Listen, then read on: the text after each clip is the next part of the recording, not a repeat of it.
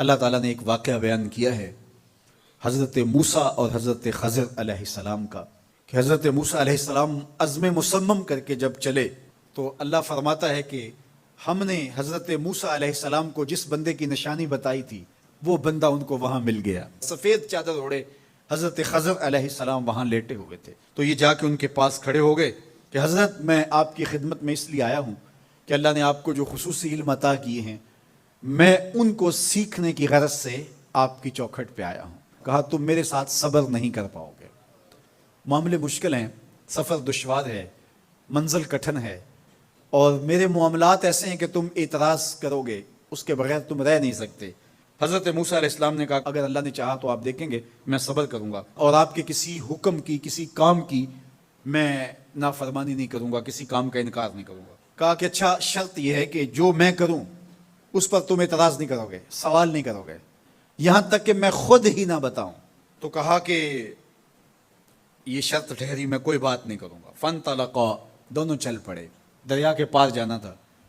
جو کشتی کا مالک تھا، کشتی بان تھا، وہ حضرت خضر علیہ السلام کو جانتا تھا تو اس نے کرایہ بھی نہیں لیا، لیکن جب کشتی پر سوار ہوئے تو عصا مار کے حضرت خضر علیہ السلام نے کشتی کا ایک پھٹا توڑ دیا۔ تو بے ساختہ حضرت موسیٰ علیہ السلام نے کہا آپ نے پھٹا توڑ دیا، یہ سارے ڈوب جائیں؟ کہا میں نے کہا تھا نا تم میرے کاموں پہ صبر نہیں کر پاؤ گے۔ تو حضرت موسیٰ کو یاد آیا، کہا میں بھول گیا تھا، اس پر مواخذہ نہ کیجیے۔ پھر دونوں چل پڑے، بچے کھیل رہے تھے، ایک خوبصورت لڑکا وہ بھی بچوں میں کھیل رہا تھا۔ حضرت خضر آگے بڑھے اور اس کی گردن مروڑ دی، اس کو قتل کر دیا۔ صاحب شریعت تھے حضرت موسیٰ علیہ السلام، نہ رہ سکے، پھر بول پڑے ایک جان کو بغیر کسی جان کے بدلے میں قتل کر دیا، اس نے گوایا کیا تھا ہمارا؟ آپ نے بہت ہی جو ہے وہ غلط کام کیا، یہ کام اچھا نہیں کیا آپ نے۔ کہا میں نے کہا نہیں تھا کہ تم میرے ساتھ صبر نہیں کر پاؤ گے۔ کہا ایک موقع اور دے دیجئے، اب اگر میں نے کوئی اعتراض اٹھایا تو پھر دوبارہ مجھے آپ اپنی صحبت میں نہ رکھیے، عذر تمام ہو جائے گا۔ پھر دونوں چل پڑے، یہاں تک کہ ایک بستی میں دونوں آئے تو آپ نے بستی والوں سے کہا کہ ہم مہمان ہیں، آپ ہماری مہمان نوازی کیجیے، کھانا کھلائیے۔ تو انہوں نے انکار کر دیا، کہا کہ ہم تو آپ کو بلایا نہیں ہے، آپ خود آئے ہیں، آپ اپنے کھانے کا خود انتظام کیجیے۔ گزر رہے تھے گلی سے تو ایک دیوار گرنا چاہ رہی تھی، تو جلدی سے اس دیوار کو مرمت کر دیا۔ کہا حضرت ہم اگر چاہتے تو اس پہ اجر لے سکتے تھے، انہوں نے ہمیں کھانا تک نہیں دیا اور ہم ان کی دیواریں سیدھی کر رہے ہیں۔ کہا اب تمہاری میری جدائی ہو گئی، تم نے یہ بھی اعتراض کر دیا۔ تو انہیں یاد آیا کہ وہ یہ بھی اعتراض ہو گیا، اب میں تمہیں بتاتا ہوں کہ یہ 3 کام میں نے کیوں کیے۔ اللہ اکبر۔ اب سنیے، قرآن ہمیں بتاتا ہے کہ ظاہری علم بھی ہوتا ہے لیکن کوئی باطنی علم بھی ہوتا ہے۔ کہا وہ پہلی بات کشتی والی سنو، یہ 2 مسکین بچوں کی کشتی تھی، ان کے گھر کا چولہا اس کی کمائی سے جلتا تھا۔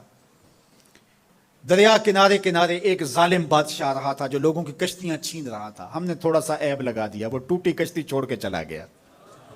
اب وہ تھوڑے سے پیسے لگا کے کشتی مرمت کرا لیں گے، گھر کا چولہا جلتا رہے گا، بتاؤ اچھا کیا یا برا کیا؟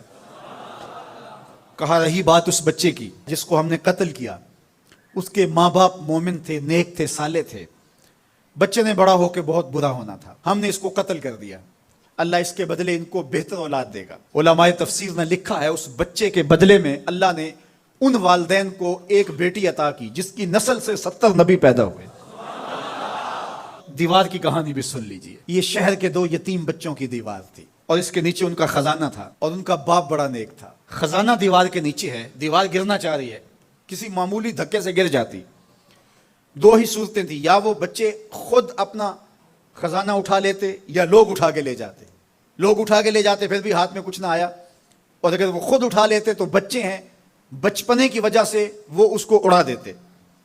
تو ہم نے اس کے اوپر دیوار کھڑی کر دی، جب تک وہ اس قابل نہیں ہو جاتے کہ یہ خزانہ نکال کے اس کو صحیح مصرف پہ لگا سکیں، اتنی دیر تک دیوار گرے گی نہیں۔ اللہ اکبر۔ وہ کسی وجہ سے دیوار قائم رہے گی، اور جب وہ اس عمر کو پہنچ جائیں گے جس عمر میں وہ اس خزانے کو سنبھال سکیں گے تو پھر دیوار خود بخود گر جائے گی اور یہ خزانہ نکال کر کے اپنے کام پہ لے آئیں گے۔ میں جب پہلی مرتبہ اس کو جو ہے وہ غور کے ساتھ تلاوت کیا تو مجھے یہ لگا کہ اس کا انطباق پاکستان کے حالات پہ بھی ہو سکتا ہے، اس لیے کہ یہ بھی یتیموں کا سرمایہ ہے۔ کتنے یتیم روتے بلکتے رہ گئے اور ان کے سر سے جو ہے وہ سائے اٹھ گئے اس وطن کے لیے، لیکن میرے مالک نے اس ملک کے خزانوں پر گہرے پہاڑ اور بڑی بڑی دیواریں کھڑی کر دی ہیں.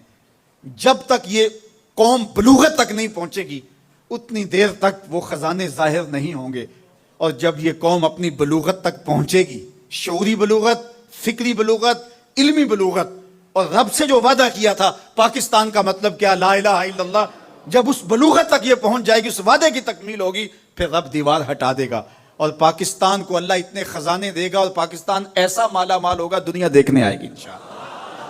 اس لیے رب نے دیواریں بنا کے رکھی. تمہارا باپ معین الدین چشتی بڑا نیک تھا، تمہارا باپ داتا گنج بخش علی حجویری بڑا نیک تھا، تمہارا باپ حضرت مجدد الف ثانی بڑا نیک تھا. ان کی وجہ سے میں دیواریں کھڑی کر رہا ہوں اور مضبوط حصار لگا رہا ہوں تمہارے خزانوں پر. اور وہ وقت آئے گا جب تم بلوغت کی عمر کو پہنچو گے، دیواریں ہٹ جائے گی اور تمہارا وطن زمانے پہ مہکتے پھول کی طرح اور چمکتے ستاروں کی طرح اور روشن آفتاب کی طرح چمکتا اور مہکتا دکھائی دے گا اور زمانہ پاکستان دیکھنے آئے گا. پاکستان دنیا کی قیادت کرے گا انشاءاللہ. تو کہا یہ تعویل ہے ان باتوں کی جو باتیں میرے رب نے مجھے بتائی اور یہ میں نے اپنی مرضی سے نہیں کہی اور جو میں نے کیا اپنی مرضی سے نہیں کیا. تو یہ باطنی باتیں ہیں. شاید یہ باطنی باتوں کے جوش میں یہ بات بھی میں کر گیا. وہ کیا کسی نے کہا تھا کہ بھری محفل میں ایک راز کی بات کہہ دی، بڑا بے ادب ہوں سزا چاہتا ہوں.